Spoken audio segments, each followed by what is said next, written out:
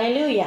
ఈ దిన వాక్యము యోబ్ డెబిరీం 4వ తారీఖు 9వ నెల 2025వ సంవత్సరం. మన దేవుడిస్తున్న చక్కటి మాట ఆదికాండము 18వ అధ్యాయం 14వ వచనం. యెహోవాకు అసాధ్యమైనది ఏదైనానున్నదా? మన దేవుడు ఈరోజు ఈ వాక్యం ద్వారా మనతో మాట్లాడుతున్నాడు. దేవుడికి అసాధ్యమైనది ఏదైనా ఉంటుందా?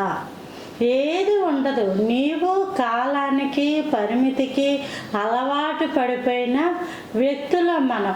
ఈ కాలంలోనే, ఈ సమయంలోనే, ఇప్పుడే అని కంగారు పడిపోతూ ఉంటారు. ఫలానా సమయానికల్లా నాకు అప్పు తీర్చే ప్రభా, ఫలానా సమయానికల్లా ఉద్యోగం వచ్చేయాలి, ఫలానా సమయానికల్లా వివాహం అయిపోవాలి, ఫలానా అని దేవునికి కూడా తారీఖులు డేట్లు పెట్టి ప్రార్థనలు చేస్తున్న వాళ్ళు కోకొల్లలు ఉన్నారు. ఆ తారీఖు తప్పిపోయినా, ఆ డేటులు తప్పిపోయినా దేవుడు అసాధ్యమైనది ఏదీ లేదు. యెహోవాకు అసాధ్యమైనది ఏదీ లేదు. దేవుడికి ఏది ఇవ్వాలని అనిపిస్తే, ఏది చేస్తే ఆయన నామానికి మహిమకరంగా ఉంటుందో, ఏదైతే ఆయన నామాల్లో మీకు శ్రేయస్కరమో అది ఖచ్చితంగా చేసి ముగిస్తాడు. మన దేవుడు అది ఖచ్చితంగా చేసి ముగిస్తాడు. కాబట్టి విశ్వాసం ఉంచండి, ప్రార్థన చెయ్యండి.